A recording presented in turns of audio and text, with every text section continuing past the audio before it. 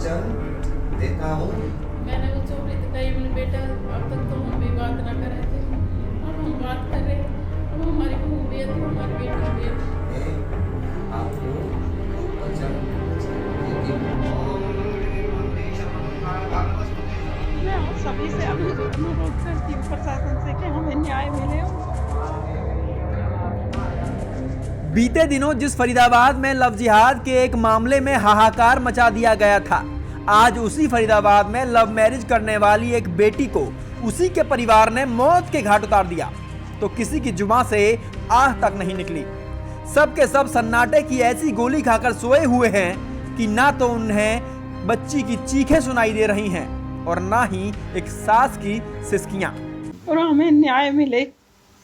मैं सभी से अनुरोध करती हूँ प्रशासन से कि हमें न्याय मिले और बच्ची को कल, ताकि कल और किसी बच्ची के साथ ऐसा ना हो। वैसे बल्लभगढ़ में बहुत से हादसा हो रहे हैं, कोई किसी पर इफेक्ट नहीं पड़ रहा है। वो बात और है कि इस महिला ने उस बेटी को जन्म नहीं दिया, लेकिन बहू बनकर जब घर आई तो बेटी से कहीं ज्यादा प्यार दिया। और यही वजह है कि बहू की मौत के बाद इस बेचारी के आंसू थमने का नाम नहीं ले रहे। जी हाँ, ये पूरा मामला ऑनर किलिंग से जुड़ा हुआ है और आरोप है कि लव मैरिज करने से नाराज हरियाणा पुलिस के एक सब इंस्पेक्टर ने अपनी ही बेटी की हत्या कर दी और फिर गुपचुप तरीके से उसका दाह संस्कार भी कर दिया। मेरे उसको मार दिया गया। कैसे मारा, कैसे पता लगा आप लोगों को, क्या कहानी होती पूरी? मेरे लड़के के पास एक मैसेज आया है, उसकी सहेली ने कोई फोन किया और तब हमें पता चला। हमने गांव में जाकर पता चला कि उस लड़की के दाह संस्करण कर दिया गया है। हमने गांव में पूछा कि क्या हुआ था इस बच्ची को, तो उन्होंने कहा कि अटैक पड़ गया। और मुझे प्रशासन से बड़ी उम्मीद है कि बच्चियों के लिए बड़ी रक्षा करती है बेटी बचाओ बेटी पढ़ाओ का जो मोदी ने भूला है, उसका पूरा सदुपयोग हो रहा है और प्रशासन हमारी बड़ी अच्छी मदद करेगा। ये महिला अपनी बहू की हत्या को लेकर जिस पुलिस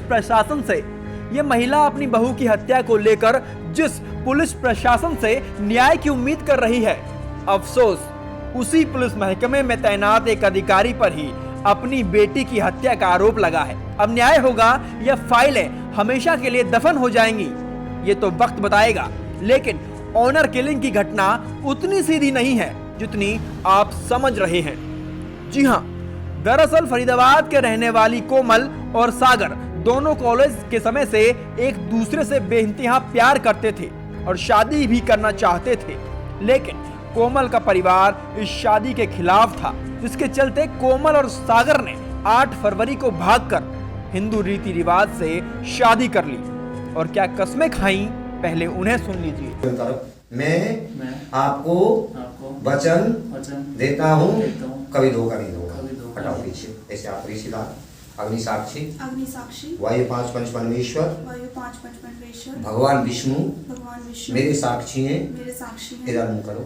मैं आपको वचन देती हूँ, कभी धोखा नहीं दूंगा। और शंकर भगवान की जय। 8 फरवरी को कोमल और सागर ने शादी कर ली तो इस बात को लेकर कोमल का परिवार भड़क उठा। आरोप है कि आए दिन धमकियां मिलती थीं, लिहाजा सुरक्षा को लेकर कोमल और सागर ने कोर्ट की शरण ले ली, जहां से कोर्ट ने दोनों को सुरक्षा मुहैया करा दी।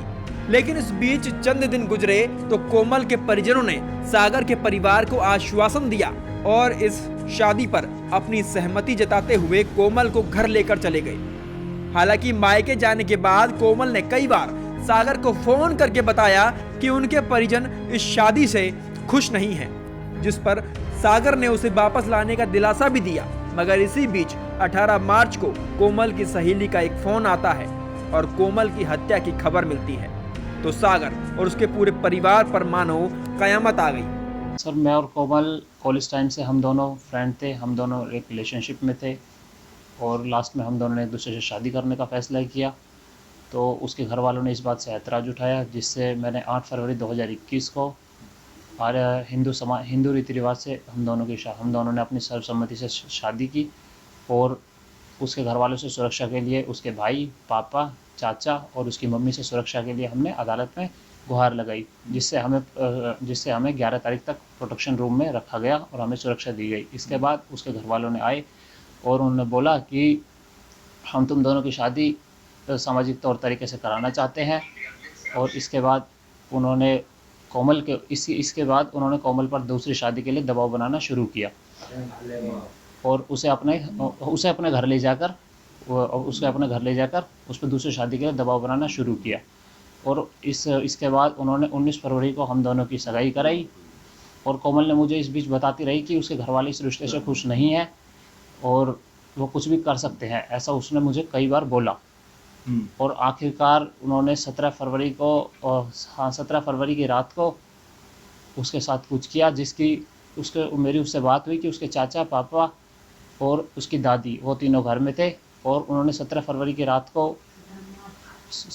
मार्च की रात को उसकी हत्या कर दी, जिसकी सूचना मुझे अगले दिन 18 मार्च को उसकी सहेली के फोन से पता चला। कोमल का परिवार और गांव वाले कहते हैं कि हार्ट अटैक से मौत हुई है, जबकि कोमल की सहेली कहती है कि कोमल की हत्या की गई है।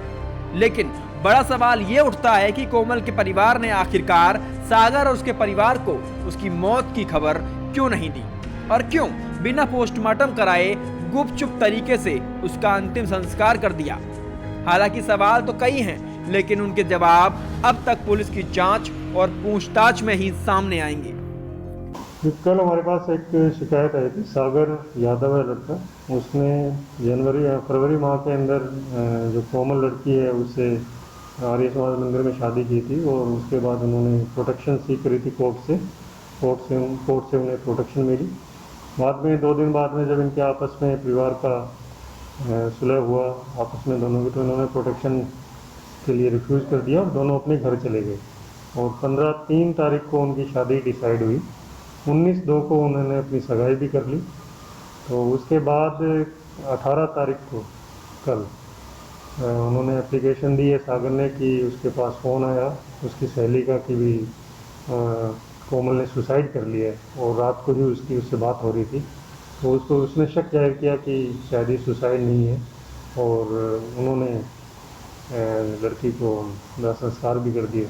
तो उसके बयान के ऊपर, क्योंकि वो लीगली उसका पति भी था, दोनों बालिग भी थे, तो उसके बयान के ऊपर, उसकी दरख्वास्त के ऊपर एक अभियोग अंकित किया गया था 302 IPC 201 34 और 506 IPC के तहत उसके मामा और उसके पिता, उसके चाचा और उसके पिता के साथ। क्या नाम उनके पिता का और क्या काम करते हैं? उनके चाचा शिव कुमार नाम है, उनके पिता सोहन पाल नाम है और दोनों पुलिस विभाग में काम करते हैं। तो फिलहाल अभी इस पूरे मामले में किसी गिरफ्तारी हुई नहीं, अभी अरेस्ट नहीं हो पाई है। अभी इसके अंदर पूर्ण तरीके से इसके अंदर तफ्तीश जा रही है और सभी पहलुओं से पूरी तफ्तीश करके और सारे एविडेंस जुटा के उसके बाद ही जिसके खिलाफ ये सबूत है। झूठी शान की खातिर न जाने कितनी बेटियों की बलि चढ़ा दी गई है और न जाने कितनी बेटियां अभी और इसका शिकार होंगी। हमारी सरकारें नारा तो देती हैं बेटी बचाओ बेटी पढ़ाओ का, लेकिन जब उन्हीं बेटियों को झूठी शान की खातिर मौत के घाट उतार दिया जाता है तो नेताओं की जुबान पर ताले लग जाते हैं। बहरहाल आपको बता दें कि कोमल के पिता बल्लभगढ़ रेलवे स्टेशन पर GRP में तैनात हैं और शिकायत के बाद आरोपी पिता समेत उसके भाई के खिलाफ बल्लभगढ़ पुलिस ने मुकदमा दर्ज भी कर लिया है। पुलिस ने छानबीन शुरू कर दी है। अब देखना होगा कि जांच में कोमल की मौत का रहस्य क्या निकलता है। फरीदाबाद से अनिल राठी, पंजाब केसरी टीवी।